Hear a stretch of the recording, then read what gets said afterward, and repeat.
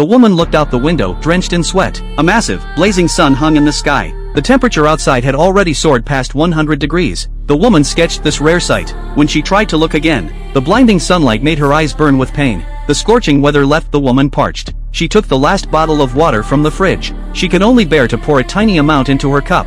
Just as she was savoring each sip, a knock suddenly came at the door. When she opened it, she found a little girl standing there, her eyes fixed desperately on the water cup in the woman's hand. Seeing the child's pitiful state, the kind woman decided to share her water. But the girl's father rushed downstairs to stop her, warning his daughter not to drink water from strangers. Water was now extremely scarce. Their neighbor came out, hearing the commotion. She learned the man was taking his family to Snow City, where there might still be water sources. Even though the neighbor warned that the highways were jammed with cars, the man had no choice for his family's sake. This was their only hope of survival. After the family left, only the two women remained in the entire building. Facing such harsh living conditions, they both couldn't help but feel despair. The woman wished so badly this was just a dream, since she hadn't seen night or the moon in so long. Outside there was only the enormous sun. The empty streets were in complete chaos. The neighbor said she'd heard scientists say the sun would only get closer to Earth. The end of the world was really coming. The next day, the woman returned exhausted, carrying an armload of supplies. When the neighbor saw her loaded down with goods, she anxiously asked if the supermarket had opened.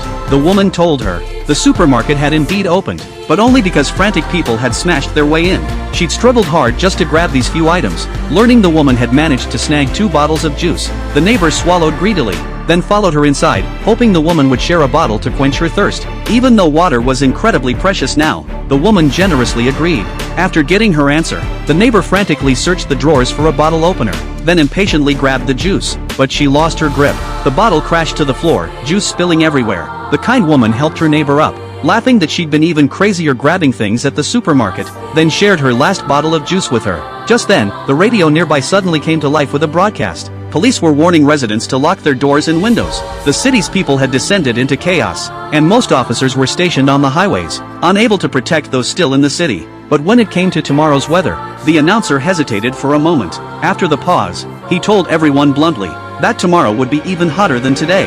But as soon as he finished speaking, sounds of his arrest came through the radio. The charge was inciting panic. After hearing this, their hearts sank even deeper into despair. Suddenly the radio on the wall went silent. The air conditioner stopped running too. Clearly, in this extreme heat, the power plant had failed. Facing the increasingly hostile environment, the neighbor's mood turned volatile. Looking at the woman's earlier drawing of the giant sun, she angrily demanded why she didn't paint something cool, like rivers and glaciers. Then she slammed the painting to the ground, cursing why the sun was so hot. Why couldn't Earth just move away from the sun? Another day passed. The sun overhead had grown even larger. The temperature had reached terrifying heights. The woman wanted to check the situation outside, but just habitually touching the windowsill burned her palm. She walked weakly to her neighbor's door, knocking to ask if she was still alive. Thankfully, the door opened quickly. The woman immediately asked about her physical condition. But as they were talking, they suddenly heard movement from the roof. It sounded like footsteps.